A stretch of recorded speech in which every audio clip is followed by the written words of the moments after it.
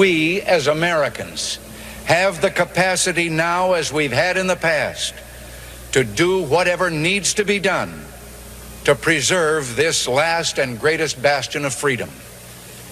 In this present crisis, government is not the solution to our problem. Government is the problem. Government has only gotten bigger. We're $36 trillion in debt, agencies are bloated, and bureaucrats have never been lazier.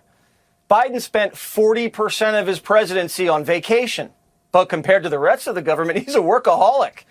A new Senate report says only 6% of federal workers go into the office 5 days a week. And if you don't count security guards and maintenance staff, only 1% of government workers do 9 to 5, Monday through Friday. 1%. Almost 90% of government office buildings are completely empty. So where is everyone? One manager at Veterans Affairs took a picture of himself working from a bubble bath. He called it my office for the next hour. What kind of man takes a bubble bath? Men age out of bubble baths at 5. If you're a guy and you're alone in a bubble bath, that's a problem.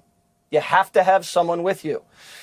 Remember when the GSA got caught in a Vegas bubble bath holding a California cab? Yeah. And the only federal workers showing up to the office are having sex with each other. If you caught the show yesterday, we reported a Breitbart exclusive, a major scandal rocking the VA. Our report stated there was a 12-person orgy, but we have to issue a correction. It wasn't a 12-person orgy. It was 15. We apologize to the 3 we left out. And they've all resigned, but don't worry, they get to keep their pensions. Employees to have sex with each other at work? Absolutely not. So why is it that we have at least 15 Mountain Home, Tennessee VA employees who have allegedly had sex on the VA property? They've not been disciplined. Those actions are reprehensible, extremely inappropriate. We also have seen every implicated person leave the VA, resign, and an investigation is underway across all of the leaders and individuals involved here.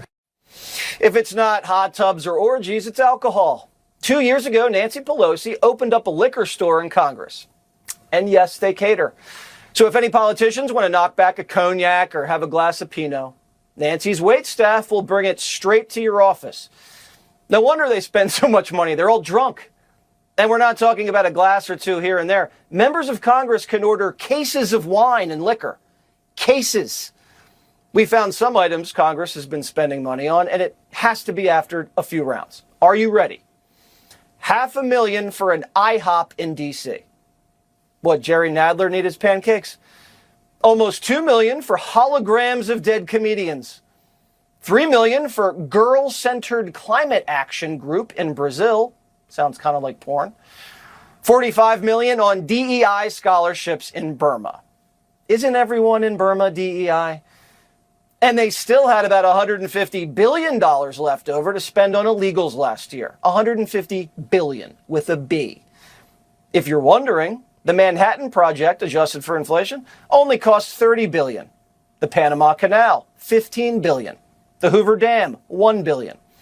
You don't need a PhD in economics to know we're getting ripped off. Unless you don't have a brain above a single cell organism, you know that there is waste in the federal government. There's enormous waste. Cutting waste up here is kind of like going to heaven. You know, everybody wants to do it, but nobody's quite ready to make the trip.